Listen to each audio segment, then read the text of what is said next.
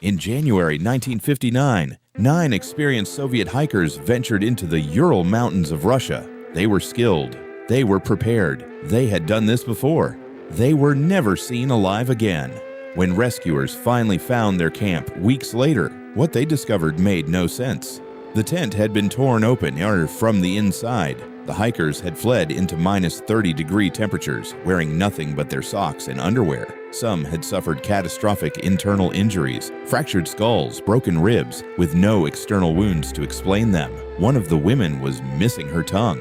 Soviet authorities investigated for months. Their official conclusion: the hikers had died as a result of, quote, an unknown compelling force. The case was classified, the files were sealed, and for over 60 years, nobody has been able to explain what happened on that mountain. The year is 1959. The Soviet Union is at the height of the Cold War. Joseph Stalin has been dead for 6 years, and under Nikita Khrushchev, the country is experiencing a cautious cultural thaw, a period of slightly more openness after decades of brutal repression. In this climate, a group of students and graduates from the Ural Polytechnic Institute in Sverdlovsk, now known as Yekaterinburg, assembled for an ambitious winter hiking expedition. The group was led by Igor Dyatlov, a 23-year-old engineering student with extensive hiking experience. His team consisted of 8 others, 7 men and 2 women, all experienced hikers and skiers in their 20s, with one older member, Alexander Zolotaryov, who was 37. Their goal was to reach the summit of Otorten,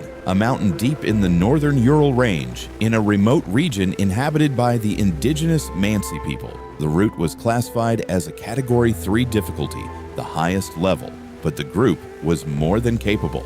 On January 23, 1959, the group set off from the city of Ivdel by truck, heading toward the wilderness. They were expected back by February 12th. When that date came and went with no word, alarm began to grow. A search party was dispatched. What they found would become one of the greatest unsolved mysteries of the 20th century. On February 26, 1959, searchers located the group's abandoned tent on the slopes of Kolatsyakal, a mountain whose name, in the local Mansi language, translates roughly to Dead Mountain. What they found at the campsite raised immediate and deeply troubling questions. The tent was partially collapsed and buried under snow, but most disturbing of all, it had been cut open from the inside. Someone inside that tent had taken a knife and slashed their way out through the fabric rather than use the entrance. Whatever had caused 9 experienced, rational adults to cut their way out of their own tent and flee into one of the most hostile environments on Earth, it had happened fast. There was no time to dress, no time to grab supplies, no time for anything except to run. The searchers followed the tracks leading away from the tent down the slope toward the tree line. At the edge of the forest, under a large Siberian cedar tree, they found the first 2 bodies. Yuri Doroshenko and Yuri Krivonishenko were found frozen, wearing only their underwear. The branches of the cedar tree had been broken up to 5 meters high, suggesting one or both of them had climbed the tree, perhaps to look back at the tent, perhaps to see what was coming. A fire had been made nearby. It had burned out. Between the cedar tree and the tent, 3 more bodies were found: Igor Dyatlov, Zenaida Kolmogorova, and Rustem Slobodin. Their positions suggested they had died trying to crawl back toward the tent, back toward whatever they had fled from.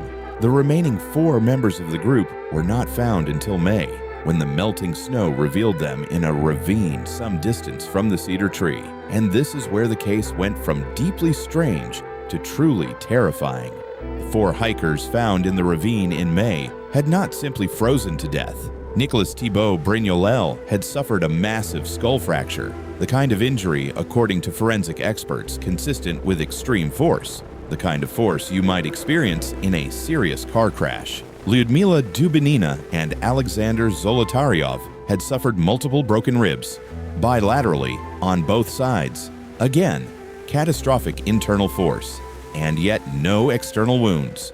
No bruising on the skin consistent with a physical blow, and Lyudmila Dubinina was missing her tongue, her eyes, and parts of her lips. The Soviet medical examiner's report noted that the injuries to Thibault Brignolel and the 2 with broken ribs were not consistent with any human force. A person cannot inflict that kind of internal damage with their hands. One examiner reportedly compared the force required to the impact of a car. And then there was the detail that has haunted this case for decades. Several of the hikers' clothing, when tested, was found to contain traces of radioactivity. The Soviet investigation concluded in May 1959. Their finding: the hikers had died due to a spontaneous natural force that could not be explained. The case was classified, the files sealed, and the families were told almost nothing. In the 6 decades since the Dyatlov Pass incident, investigators, scientists, journalists, and amateur researchers have proposed dozens of theories. Here are the most significant ones. Theory 1. An avalanche. The most commonly cited official explanation is that a sudden avalanche or snow slab caused the hikers to flee in panic, and that the crushing injuries were caused by the weight of the snow. In 2021, Swiss researchers published a study suggesting that a specific type of small, delayed slab avalanche could explain the injuries and the tent damage. But critics of this theory point out that searchers found no evidence of an avalanche at the campsite. The tent was damaged but not buried or crushed, and the hikers' tracks leading away from the tent were orderly, not consistent with people fleeing a sudden wall of snow. Theory 2.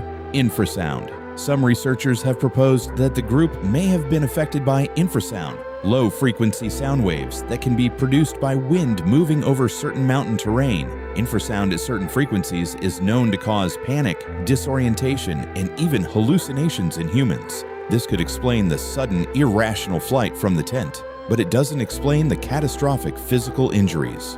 Theory 3. Military testing. The Ural Mountains region was an active area of Soviet military activity in 1959. Some researchers believe the group may have inadvertently wandered into a testing zone for experimental weapons or military exercises, and that whatever they encountered was covered up by Soviet authorities. The radioactive traces on the clothing, the classified files, and the suspicious speed with which the investigation was closed have all fueled this theory. Theory 4. The Mansi people.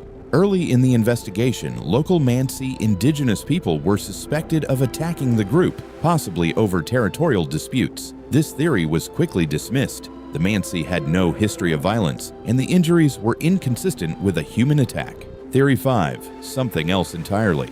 There are those who believe the Dyatlov Pass incident cannot be explained by any conventional theory, that whatever the 9 hikers encountered on that mountain that night falls outside the boundaries of what we currently understand. The missing tongue, the radioactivity, the sealed files, the unknown compelling force. Some questions, it seems, are not meant to be answered. In 2019, 60 years after the incident, Russian prosecutors reopened the Dyatlov Pass case. After a fresh investigation, they concluded that the most likely cause was a snow avalanche combined with extreme weather conditions. The families and researchers who have spent decades studying the case largely rejected this conclusion. Too many questions remained unanswered. Too many details didn't fit. Igor Dyatlov and his 8 companions were buried in Yekaterinburg. Their graves are still visited today by people who want to pay their respects and by people who are still searching for the truth. The mountain where they died, Kolatchyakhl, was officially renamed Dyatlov Pass in their honor. It remains one of the most studied, most debated, and most mysterious cases in modern history. Thousands of researchers have dedicated years of their lives to understanding what happened up there, and yet the mountain keeps it secret. 9 people went up, none came back, and whatever they saw in that tent on the night of February 1st, 1959, whatever made them take a knife and cut their way out into the freezing darkness, we may never know. What do you think happened at Dyatlov Pass? Leave your theory in the comments. I'll read every single one. This has been The Dark Ledger. I'll see you in the next one.